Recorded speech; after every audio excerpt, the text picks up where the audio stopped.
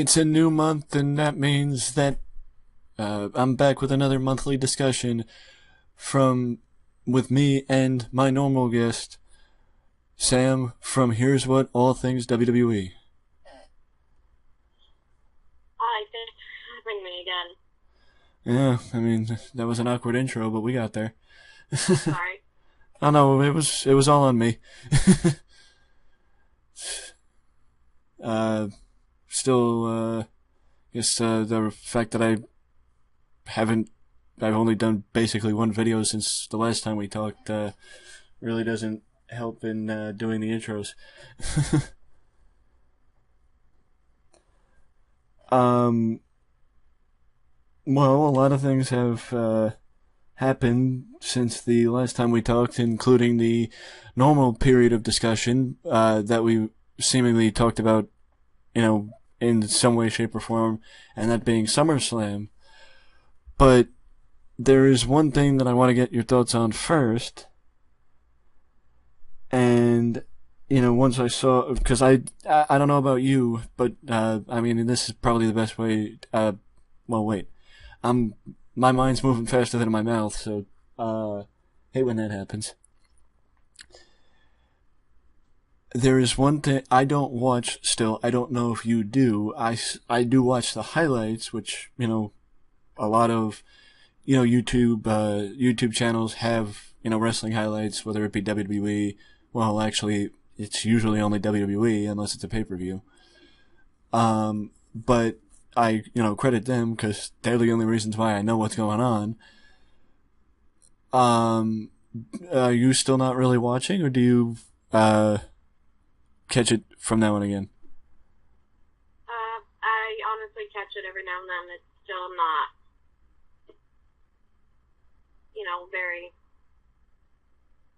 high on my list of things to watch, to be honest. Yeah, me neither. I mean, I think part of it is like before this week, because this week I actually got home somewhat early from work, but usually I get home at 9 o'clock, so Raw's half over. SmackDown isn't even a thought, because by the time I get home there's only an hour left of SmackDown, or a half hour sometimes.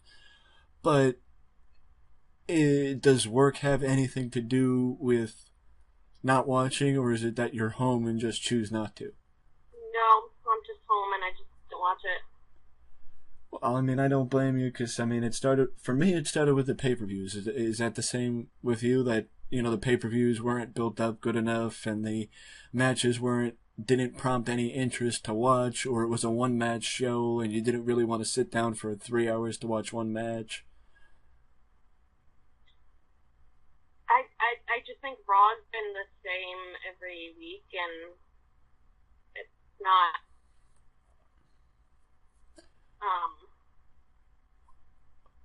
it's not fun anymore. Well, is it the same for SmackDown, or is it more that you're just not like thinking, okay, let's watch SmackDown on Tuesday? You know what I mean? It's more so Raw. I feel like SmackDown's been a little better. So you actually do watch SmackDown? More so than Raw, yeah. See, I don't watch either one.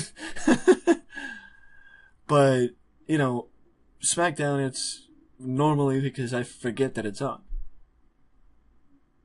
Because I mean, it is also because of work, but I most of the time it's that even if I'm home, I forget SmackDown's on. Like, I'm off today, and I still probably won't watch SmackDown. Not because it's not a good show, but it's just because Raw has always been the go-to show for me to watch. But it's like you said, they just don't give a reason to watch. Yep. No. It having nothing to do with the acting general manager, who I wanted to, of course I had to ask you what you thought about that. Constable Corbin is the general manager of Raw. Doesn't that make you want to watch? No. Not remotely. Does it make you want to watch less? Yeah. Don't take offense to it, Baron Corbin. Don't take offense to it. She's not the only one, I'm sure, that does not want to watch and see you. Even though it would be funny to see the light shine off your shiny head, it is not at the top of the list of things to do.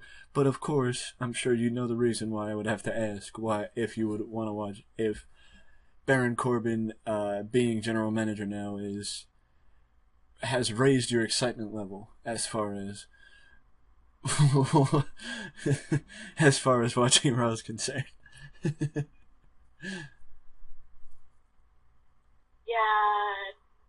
never gonna like him. I know, but I have to play with you about it every now and again.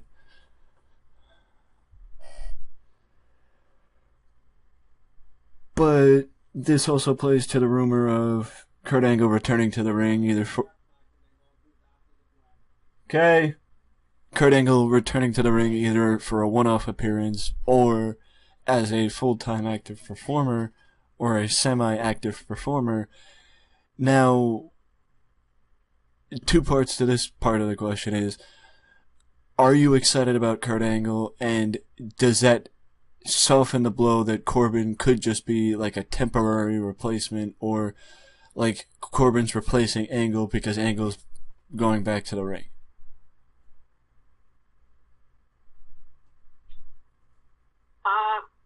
I mean, as big of an Attitude Era fan as I was, I'm not really, I could really care less, honestly, if Kurt Angle wrestles or not. I'd rather see them focus on future stars rather than, guys from the past. Well, now, one thing that because I just, did an article for the site on this, that the one reason why I could see Kurt Angle returning to the ring, like, as a more active guy, because I can't see them making this big a deal about it, him coming back for a one-off, considering he did it, two times last year, or once at WrestleMania.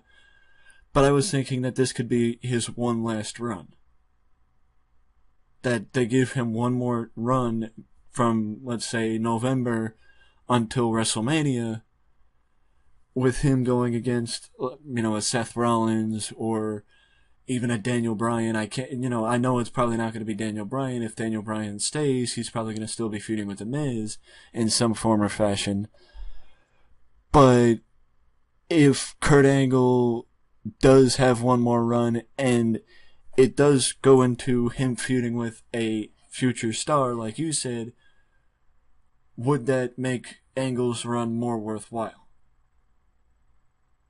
Yeah, if they're using him to put somebody over, yeah. As long as it's not Baron Corbin. Yeah, there's that. Yeah, that's what I was thinking, that if this is leading to Corbin versus Angle, I mean, there's no doubt that Corbin beating Kurt Angle would get a lot of heat on Corbin, but would you agree that nowadays WWE fans are a lot more temperamental, especially with certain people? Yeah. That if that did actually happen, people would not look at it as, now Corbin is an over heel. It would be that it's stupid, Corbin should have won, we don't want to see Kurt Angle anymore because he lost. Or WWE stupid for screwing up Kurt Angle, or would you agree that a lot of fans would see it like that, but it would depend on who Angle lost to?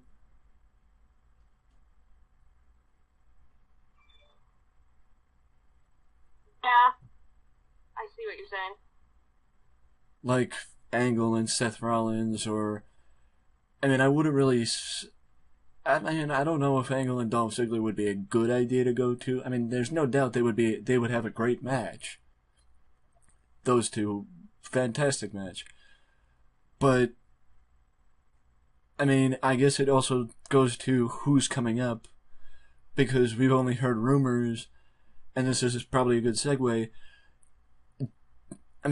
Last year, after SummerSlam, I believe it was the first episode of SmackDown after SummerSlam when Bobby Roode made his debut. Yeah. But now, SummerSlam has came and went, the shows after SummerSlam have come and went, and nobody's come up. Do you think anybody's coming up this year, or do you think that they're just like waiting a little bit longer to pick the right person to come up? I think they're waiting a little bit longer.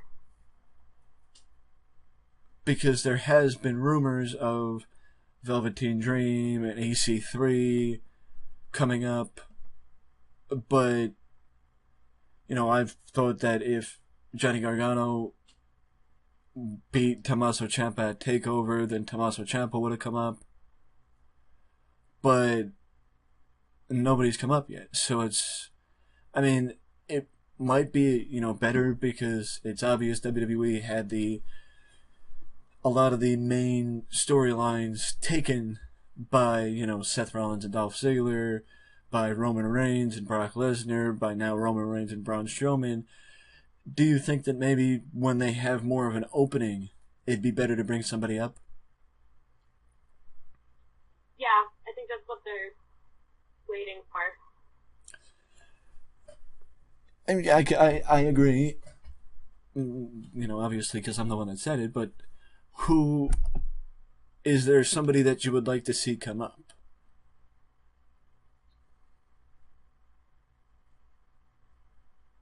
Honestly, I'd rather them all stay in NXT for now. But I would say Undisputed Era if they were going to bring somebody up. I mean, this might sound a little coincidental, but you read my mind because the one match that I was thinking of is Adam Cole versus Kurt Angle at WrestleMania next year. That would be good. And Adam Cole would be the perfect person for Kurt Angle to put over as far as that was concerned next year, if this is indeed his last run as far as being an in-ring competitor. Because I could be wrong, but Kurt Angle has not lost in his matches since he came back to WWE.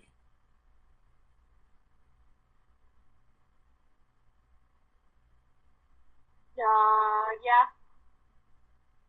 He has also not competed in a singles match, but, thinking about the rumored singles matches that were there of Kurt Angle and Jason Jordan, and, actually that's pretty much the only rumored singles match that didn't happen. I think WWE could do a lot better using Kurt Angle's final run than having him go against his kayfabe son. Yeah, people want to see that. That is, if Jason Jordan actually does come back, because I'm hearing rumors of both sides that he's not coming back, but he's also coming back, but he could be coming back to team with Chad Gable again, but he might not be coming back because his injuries might be more severe, so I'm hearing both sides of the coin. Yeah, I've heard that. I mean, it's funny how Jason was getting over when he got injured. Like, both people, Dean, when he got injured, and Jason, when he got injured, both people were over, but people only anticipated Dean Ambrose's return. I don't think anybody really cares when Jason Jordan comes back. No, nobody's going to. I mean, it might be, unfortunate because, that's basically saying, you don't care when this guy comes back. But that's like taking that, stupid approach of course we care if he comes back, but it's not, we care if we don't care when he comes back, because if he's just going to be put back into the tag team division, WWE doesn't really care about the tag team division on either show. I mean, even though SmackDown might be a little bit more, it might show that they care a little bit more, but do you think that has anything to do with Vince not really having a direct impact on SmackDown? Yeah.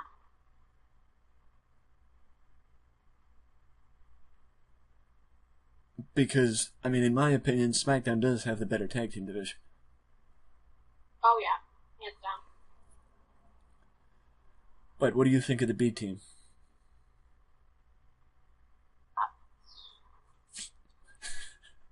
Ridiculous. Just your initial reaction says enough. It'd be like if you were watching it and the B team were with Baron Corbin.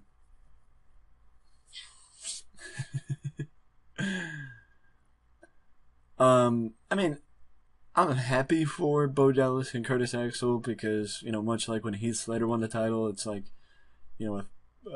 sort of a thank you for, that, but it also is on the other side of the coin that they're making a joke out of the tag team division.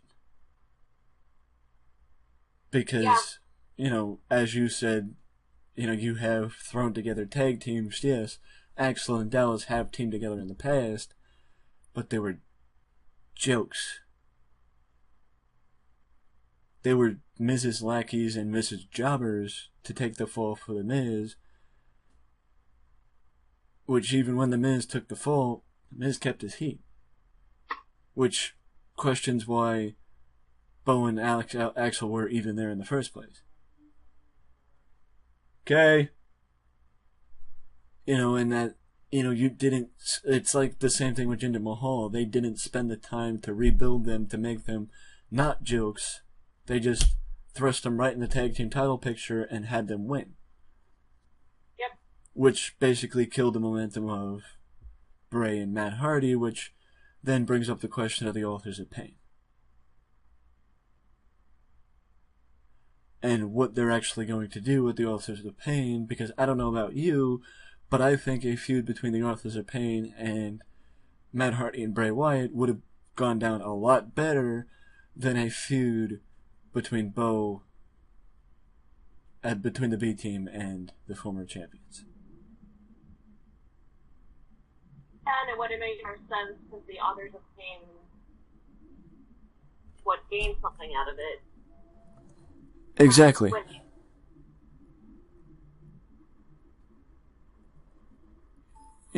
And Titus Worldwide. Titus Worldwide tag team titles. I mean, the only thing of relevance that the Authors of Pain have done since they came up was Titus Worldwide. I mean, would you agree that maybe WWE made the mistake of having the Authors of Pain go to Raw and not SmackDown?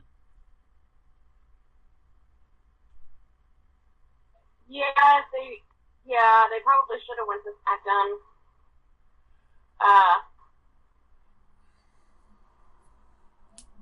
But they actually were more focused on their tag team division.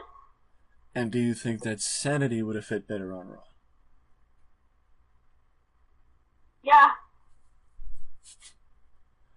Because I'm thinking of the Sanity, the Leader of Worlds feud, which, in my opinion, great way to keep Bray and Matt babyface, and just imagine the promos with Sanity and Bray and Matt. I mean, it feels like nonsense. I mean, yes, it does seem like Matt got some sort of a medical issue or injury or of some sort that sort of makes sense why they took the belts off of him. But you can't help but think. Well, number one, you can't help but hope that this isn't the end of Broken Matt Hardy. But I mean, do you hope that it's not the end of Matt Hardy? Or do you think maybe Matt retiring wouldn't be a bad thing?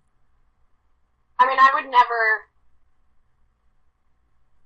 want anybody to have to retire. But yeah, I don't think Matt retiring would be a bad thing. I think he's accomplished everything he could accomplish. I mean, I agree, and he probably, other than maybe Cesaro, or well, I mean, maybe Big Show actually. He's probably the only one that gained the most from the Andre the Giant Memorial Battle Royal, and I say Big Show because Big Show had the reputation of being a failure when it came to battle royals, so they let him win the Andre the Giant Memorial Battle Royal. Matt Hardy, he's the only person to gain a title after winning the tournament, after winning the Battle Royal. Cesaro didn't. He should have, but he didn't. Mojo didn't even get pushed. Then you question why Jinder Mahal didn't win if they had the idea in their minds that Jinder was going to be WWE champion, or if they even had the possible thought that Jinder could be WWE champion.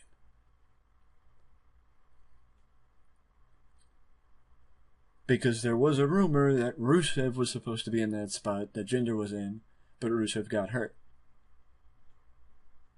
So they slotted Jinder in instead, but then the question is, why not build Jinder up by having him win the Andre the Giant Memorial Battle Royal, which would make it more positive of a reputation for the Battle Royal and make people care more because it would make it seem like you could be a top contender for the WWE title.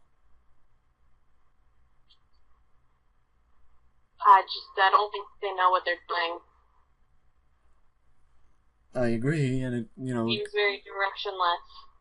Well, I think it goes also back to what Edge said, a few years ago on his podcast, that it's obvious that WWE does not do long-term booking anymore. No.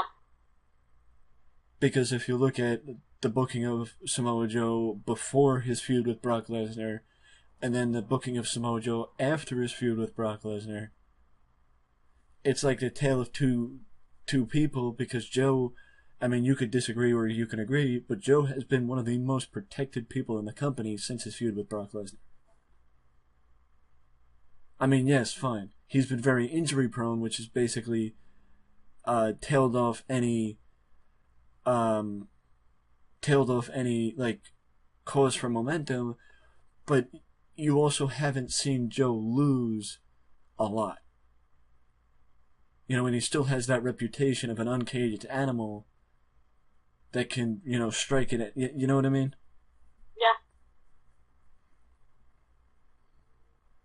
Yeah. And it's I'll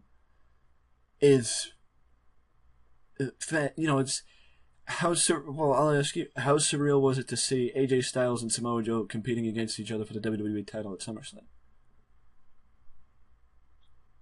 Pretty damn amazing.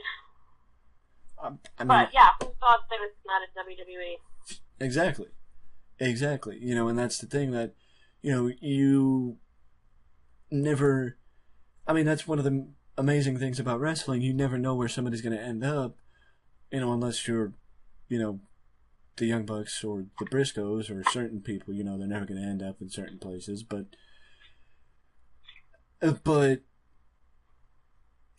nobody ever thought that, especially, at 39 years old when he signed the contract, you thought that once AJ left TNA and went to New Japan, that he would stay in New Japan for the rest of his career and never go back to the States. Or if he did go back to the States, it would be because of the working agreement with Ring of Honor.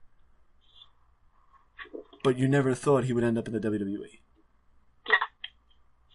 Let alone being WWE champion. And adding into that, the cover athlete for WWE 2K19. Same with Samoa Joe. You never thought that Joe would be a top contender in the company and a prime heel, which I think we talked about this after the draft, or the Superstar Shakeup, that Joe being on SmackDown is the best place for him. Yeah. Definitely. Yeah.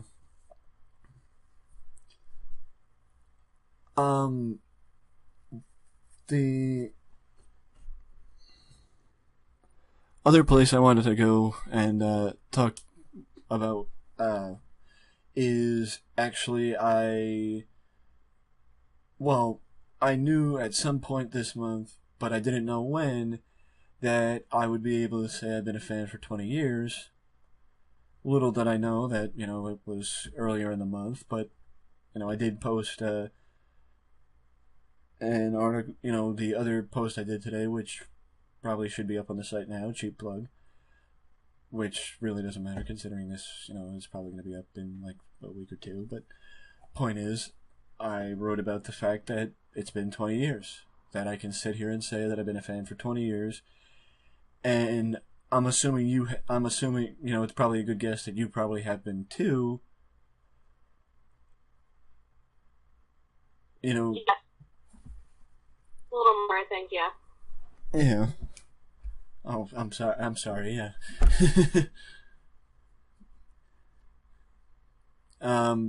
But it's surreal to think that you know what I mean? Like, it's surreal to think that it's been that it's been that long. Yeah, it's crazy. I don't really think about it unless, talking about it with somebody. But it is pretty weird. Well, I mean, I don't normally think about it either, but, just the fact that, 20 years is like one of those special milestones that, like, oh, I've been watching for 19 years. Oh, who cares? But, oh, you've been watching for 20. Oh, that's cool. You've been watching for so long. It's like, because I even said it in the post that it's tough. Like, I've seen probably over 1,000 people wrestle. I've seen, people make their debuts. I remember watching. I mean, I don't remember watching growing up, but I remember rewatching on Classics on Demand. Going back, WWE's original network.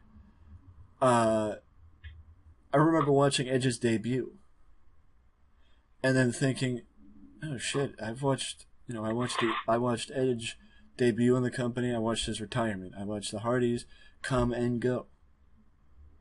The Dudleys come and go. I've watched a lot of people come and go, and it's like, like, it's hard to pinpoint how many people I've seen wrestle. It's hard to, pinpoint a favorite era or a favorite match or a favorite this or a favorite that, because you've seen so much over the years that it's hard to narrow it down to just one. No, you're absolutely right. But the one thing, I could, Steamboat and Savage, but yes, that's before I became a fan, because I watched that on tape. I didn't watch it, I wasn't there in 1987 when Steamboat and Savage did, I wasn't one of the, but, like, for my fandom, I mean, you got, any Kurt Angle match from his original run, like with Brock Lesnar, or, his matches with Benoit, or his match with Shawn Michaels at WrestleMania, or Shawn Michaels and John Cena at the Raw, not at the WrestleMania, the Raw in 2007. I mean, there's so many matches, there's so many moments that, I mean, I'm the worst type of person to ask, and you could probably, you could either agree or disagree if you're the same person, that when somebody asks, "Oh, what's your favorite match?" It's, I tell them, 3 or 4. I don't tell them just one. Yeah, I like hate that question, because it's like, if you don't have one, you're not a real wrestling fan. But yeah, it's like a loaded question. Yeah, I can't pinpoint, any particular match that, like, Yeah. It's, yeah, keep going. There's matches that are your favorite for different reasons. Yeah, yeah. I can't say I have, like, a favorite. Mm-hmm. Well, I mean, it's like I remember being on a podcast and the person saying you could pick any match other than Savage and Steamboat because everybody picks Savage and Steamboat, but it's still Michaels and Taker. It's still Austin and Bret Hart from WrestleMania 13. But even all that beside the point, it's the fact that I remember talking on the phone with my cousin, and I was able to backtrack. I think it was from 1999. As far as the WWE champion is concerned, I was able to backtrack the title wins for everybody from 1999 till 1992. For, Wow. for about 10 years. Or not 10 years, 8 years. Can I do that for the Intercontinental title? No. Can I do that for the WCW title? No, but it's the fact that, you've been a fan. I can say I was a fan. There was a time when I was a fan of WCW too, but there's a reason why WCW fell out of favor. It's because they're not in business anymore. It's the same with Impact. It's not that they're not in business, it's the fact that they fell out of favor because, you might say, oh, but you don't watch WWE either. Yeah, but I can go back and watch WWE. I can become a fan. I can go back to watching it again every week. But, they have to give me a reason to. Impact's giving me a reason because they're better, but it's just hard to go and watch. Even though I get Pop TV, it's hard to go and sit down every Thursday and remember after, probably 3 years or 4 years of not watching, to go and actually watch. This is not an insult to Impact, because Don Callis and Scott D'Amore have done an amazing job of changing the perception of that company and redoing how people view that company, but they've still got an extremely long road to go because of how much damage was done with the company, or to the company.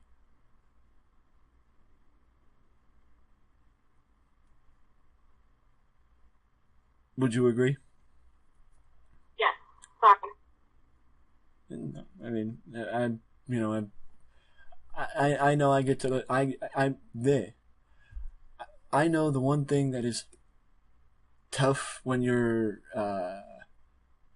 used to recording by yourself. You're not used to especially if you don't do it all the time, where you're not used to the give and take of, okay, that he'll talk, I'll talk, he'll talk, I'll talk.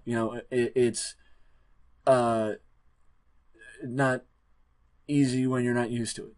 I know, because I'm the same way. Like, I'm used to just being the only one that's talking. I'm not used to, especially with the fact that I don't do it as much anymore. I'm not used to the, back and forth. You know what I mean? Yeah. I mean, it is better, but once again, the fun of work. I mean, if only we could just sit at home and record videos all day. Right. Yeah, that would be so much better. But the others, but that also brings up over the decades that we've, I mean, I know the reason why we don't, talk about how long we've been a fan. It's because it makes us feel old. But the one thing that is left out is you see a lot of companies come and go. Because I remember when Wrestling Society X was on MTV, and I was watching that instead of ECW. I never watched it, but yeah. I mean, don't get me wrong. If deathmatch wrestling is not your cup of tea, then it wasn't for you. Because that's basically what it was. I remember when TNA was on the weekly pay-per-view. I watched I think like 2 or 3 weekly pay-per-views from TNA when it was on Wednesday nights. Yeah, I think my brother used to, and I got into wrestling because of my older brother, and he used to watch TNA towards its initial, conception. I think a lot more than WWE. Oh yeah, I mean that's that does play into the Southern wrestling versus Northern wrestling conversation because if you don't like, or it could also play into, oh, it's a new company, I want to give it a chance. And I think that's where we were at as far as that was concerned because I got in because of my dad, because my dad was a fan growing up, which maybe one of these days I'll show off the collection of wrestling magazines that he had that I took to keep. Because people were saying, oh, you could sell some of them, and I'm like, no, no, no, no, no, no, no. That was never the deal. That was never the deal. The deal with me was I'm keeping him. I don't want to get rid of them. Yeah, I'll find room for him. I mean, is there a lot of them? But it's also the fact that when I have to sell 5 of them to make any money, what's the point? I'll keep them. Definitely. Then you'll get my younger brother saying he's going to look through some of them and, he wants to frame some of them. And I'm like, that's a good idea. Because you have magazines, it's not even, like, it isn't even like Bill Apter. Actually, I think Bill Apter might be in some of them, which once again shows how long Bill Apter's been at this. But it's, the 1970s. It's, it's the mid to late 1970s. For a wrestling, I don't want to I'll call myself a wrestling historian, considering the fact that I can, recycle out, cite champions for WWE champions for about 8 years. For a wrestling historian, it's like, or somebody who's willing to sit down and look through it, it's interesting.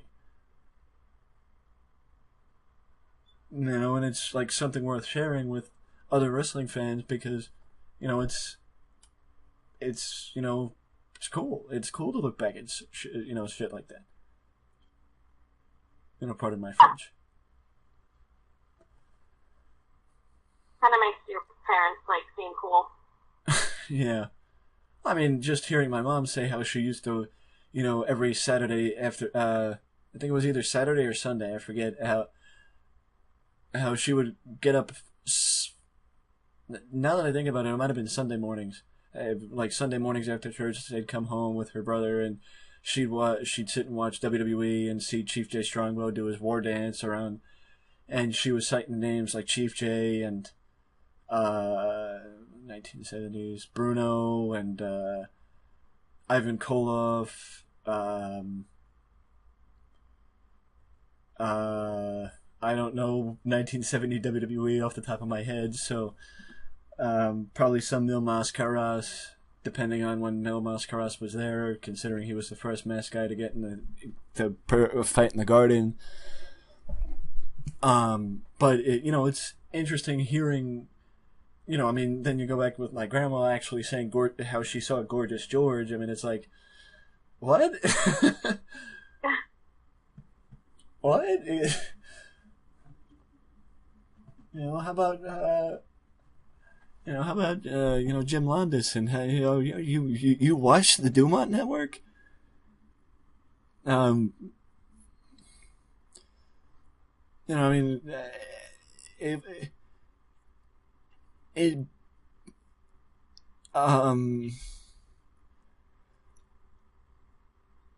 it get I mean, yeah, basically it's like you said, it makes your parents seem more interesting because of what they used to watch, and it makes you wonder if, because they watched it, that's why you watch. You know what I mean? Yeah. I mean, I was going to reference, I mean, well, I'll put it this way. I don't know where it came along, but somewhere along the road, actually I can say it when you're a wrestling fan when you're in a database, in school, how schools had the database, where you could find all documents and they had the credits to go with it and all that stuff. And you're not searching for school related stuff, you're searching for wrestling to see if any wrestling documents are in the school database. And that's what I was doing when I was in school, when I was in college, my later years of college, that once I actually had access to a database, that's what I was doing. I was searching through to find if there was any wrestling in the database, and there was. And that's what started me researching the sale of WCW, and that's also, in the end, long story short, that's what started the writing of the book, because the book did not start. The first book I started writing was not the WCW sale. It was a book about how wrestling can transcend the generations. How a great grandfather. The book was about a great grandfather started with the great grandfather in the 1950s or late 1950s, early 1960s, talking about Toots Mondt and Vince Sr. And then it followed all the way up to the modern times. I think like 2015 when I wrote the book initially, 3 years later, and it's still not out, but that's, it takes time, especially when you start writing another book and when you're researching and all that good stuff. And work, I mean, God, if I could just stay home and write all the time. But writing a book about it and realizing it's sort of like not made up, you know what I mean? Yeah.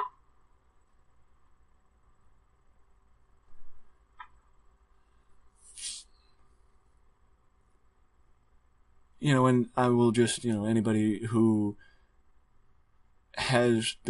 watching this that has been around in the past and has heard me announce the books and all that stuff, yes, I did finish writing the WCW book already, but I didn't like how it came out, so I started rewriting it again.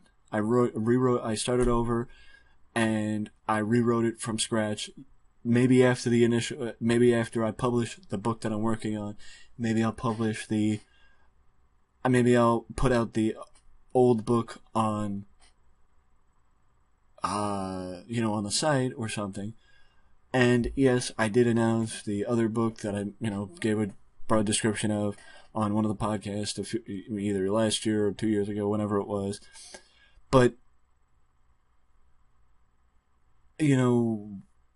I wanted to make sure, as far as WCW sale, I did not leave any stone unturned.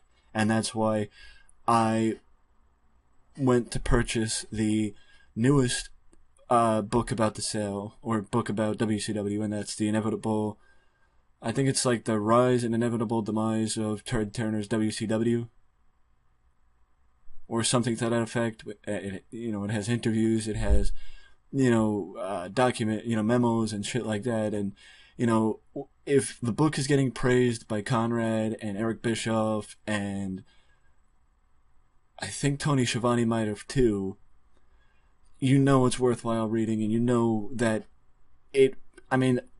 part of it is that I want to make sure what I'm writing is not already in that book, otherwise it might pay to hold off my book.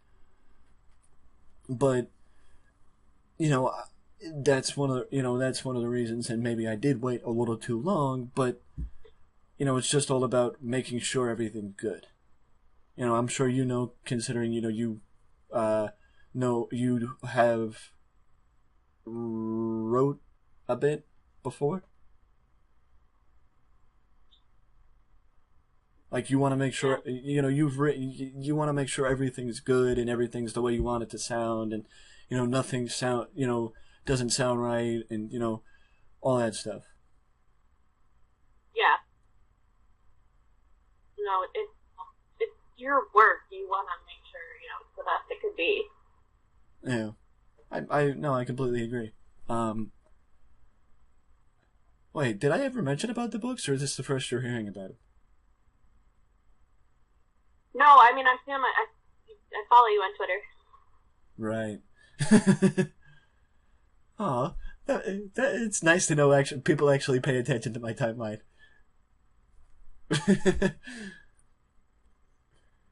Sorry, this heat is making me delirious.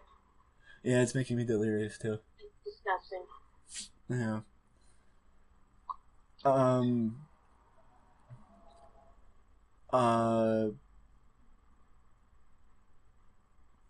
well, that would explain why I'm losing track of my. Oh yeah, that's how I wanted to, wrap it up. Of the one thing that I made note of is that, and I know that in reality, and I mean, I'm not saying this because this isn't something you probably don't already know, but anybody who's watching this, first, thank you for watching it, because we don't do these. I mean, I don't, just, I don't record.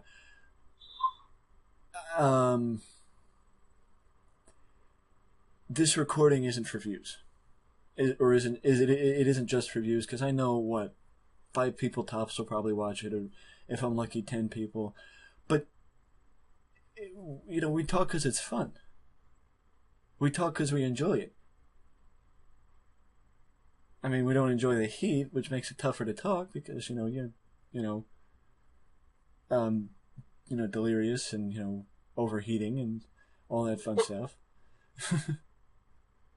But we're not. I mean, I know you probably see it on your channel. I see it on mine that. Oh, this video gets 1 view, this video gets 5. Oh, that video got 10, that video got 10, that's a lot! Yeah. But it's like, oh, but how you are going to make money? Who cares about the money? Yes, that's probably why I stopped recording, or I don't record, the wrestling game that much anymore, because I don't have the half hour, 40 minutes to spare of recording and editing and putting it up to have it get the same amount of views as it always gets, or no views at all, because seeing that for videos that you invest the time and energy into, I mean, I'm not saying, but like some videos you're okay with it, other videos you're not. No, yeah, it's definitely frustrating. You want people to be watching. But that's also one of the reasons why I, reached out when I did to you, because, I mean, it's funny how, OTB opened the door for us to, make contact with each other. And, I mean, OTB is not a thing anymore. I mean, I will be promoting on the OTB WWE channel, profile at a later date, because I'm starting to do that on other OTB accounts to keep people paying attention. And the funny thing is, I get more followers on those accounts that I'm still signed into than I do on my own Wrestling Express account, which kind of makes me feel bad, because the one account that I'm actually invested in, but whatever. But it's not about the money for us. I mean, I'm speaking for myself. I mean, we do the discussion, or I, keep coming back to you for discussions because it's entertaining. And I enjoy talking to you. And that's the main point of why why I record. It's because it's fun. It's enjoyable. But you're, spending an hour instead of a half hour. Yeah, but it's more fun doing this than it is to sit here. I mean, yeah, your max, I mean, I remember when I was on your show, you were saying when I was with you, you basically had double the length that you usually do, or triple the length, and maybe. Yeah. But, go ahead. No, I mean, when you're by yourself, it's hard to... Well, yeah. I mean, that's why I'm like, I hate the fact that I can't be on podcasts anymore, because when the people that I know that run podcasts record, I'm at work or doing something else or whatever. No wonder why I have such resentment to where I... but it's... I mean, that's the other thing. Like, it goes back to what I said in the article, that I was not the most social person. I was not the most talkative person, and that might be hard to believe. But wrestling opens the door for conversations to start. Wrestling is what makes things happen for people that have issues. And it gives people that door to pull open and start conversating. You know, yes, I've talked to more people. You know, I've been doing this internet thing for 10 years now, which is surreal, and I know, you don't, but I know, but, I mean, the only reason why I know that is because I started in 2008, but I've talked to, interviewed, you know, been around more people just with wrestling and on the internet in general than I could care to count. Like, I could pull up an interview that I did, a Q&A interview that I did probably 7 years ago at this point with Adam Cole on my blog from back in the day, partially because I still have the blog. But the point is that I'm not friends with Adam Cole anymore, so, I mean, that's totally defeating the purpose. But it's, you know, I mean, the best case is, for 3 years with Wrestling Express, I've interacted, talked to, and became friends with more people than I have, or than I mean, in reality, I became more friends with more people in the 3 years with Wrestling Express than I did in 4 years in high school. You know, I've known... Yeah. You know, and you could, I don't know if you're the same with that. I'm sorry. Go ahead. No, I made a really good friend through wrestling community. I mean, she used to run a wrestling gossip blog on Tumblr, which a girl I interacted with, but we just started becoming friends, and I'm like, you know, I always joke with her. I'm like, you know, we became friends because of our hatred for this person, or we used to like talk about people, but like, she's really one of my good friends because of wrestling. Plug the site. Plug the site. What? Plug her Tumblr. Oh, my Tumblr? No, your friend's Tumblr. Oh, she's not on it anymore. Oh. Okay. Sorry. Oh, she stopped that a while ago. Well, I mean, not many people watch it anyway, so it's not like anybody's going to be offended that we're plugging people's people's shit. I don't want to. I plugged your inactive Tumblr account. Oh, damn.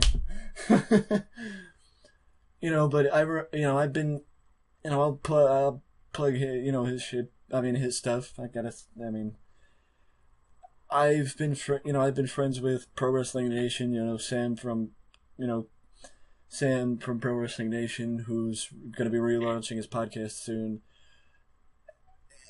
I think I've been friends with him since I first started Wrestling Express. So, you know, I mean, Dave Brown on Oklahoma Lefty, or formerly Around the Ring OK, he was the first podcast I was ever on, and I'm grateful to the guy for giving me the opportunity. But, you know, it's, you know, crazy to me how many doors wrestling has opened with, as far as friendships are concerned, you know, like, I mean, me and you. You know, it's insane to me, like, just social media in general, like, how that coupled with wrestling, you know, the common interest has opened the door to, I mean, do what we're doing now. Yeah. And, you know, people might laugh, but like I said, I made a really good friend out of it. Like, oh yeah, I mean, that's also the power of social media.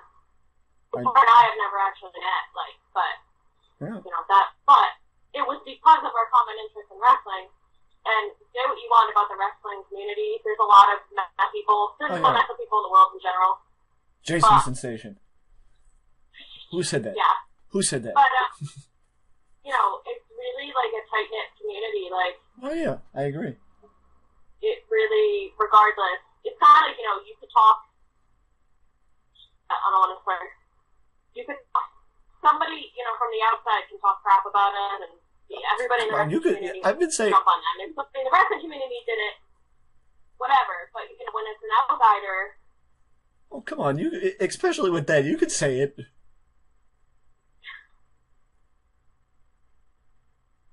What, I could swear? Yeah, you could swear on. You could swear on my stuff. It's okay.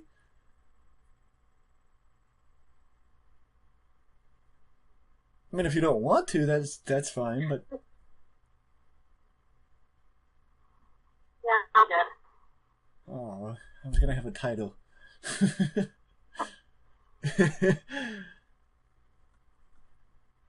Or this would have been, when you swerved me and said, "You think we're friends? We're not friends. Screw you." Which would have been another title. Clickbait. That's what YouTube is now. But yeah, you're right. I mean, I'll cheap pop, or cheap plug, my, DWI podcast, which is what it sounds like. Drink. Their motto is drinking while podcasting, or don't drink and drive, drink and podcast. The Attitude of Aggression podcast, which I will, shout out Dave from the show, as he is my go-to with legal advice. Not that I have legal troubles, it's more with the WCW sale. But he is my go-to for legal advice. I've, interacted with, especially now with also, somewhat managing OTB after Rob stepped aside because he's focusing on the police academy, which is actually one of the reasons why OTB went away, because he is focusing on the police academy and needed the money to save for the police academy. But it's crazy, even expanding it with the magazine and stuff. It's like you said, the power of social media. Yeah.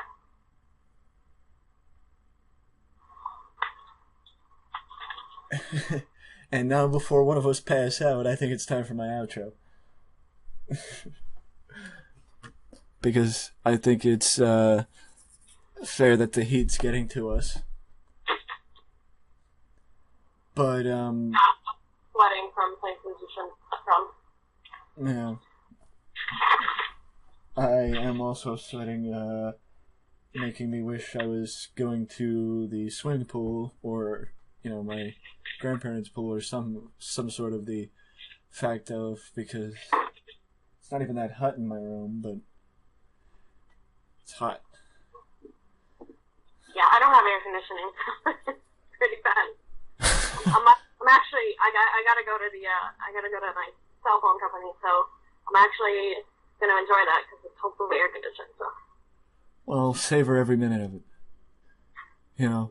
Oh, sorry, we got a 25-minute wait. Oh, don't worry. Fine, I'm okay with that. Yeah, don't worry. I'm cold. Even my work is nasty. Oh, Jesus, you can't win. No, I can't. And if you didn't live so far, In New England. if you didn't live so far away, I'd say I'd give you the room. All good, I'll survive. Yeah, I mean, you're only 2 hours. What? You're only like 2 hours away, 3 hours away. So, but before we get sidetracked into the heat issues, I do hope if you are watching this, you have some sort of a fan or air conditioning, because odds are it's probably still hot, even though it's probably the early September at this point. But either way, let us know down in the comment section whatever, any opinion you may have on what we talked about, or even how long you've been a wrestling fan. Because if you met friends, if you got closer with family, or whatever the case is, let us know down in the comment section below, because we'd love to know. And if you want to find Sam's stuff. Sam's stuff can be found in the description. Link to Sam's YouTube and of course Twitter as well. But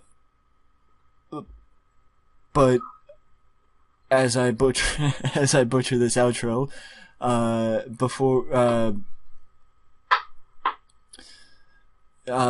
if you don't want to leave a comment, you can always leave a like and subscribe to the channel for more content just like this that you can only find right here at Wrestling Express. Well, and at Here's What All Things WWE also, because, you know, we have similar content. But before we go, I also want to thank Sam for once again bearing with me in this heat wave that we're suffering here on the East Coast. Yes, thank you. And with that being said, don't forget to sorry, I'm a little delusional from the heat. Don't forget to ding that notification bell to always know when a new video is up on the channel. Till next time.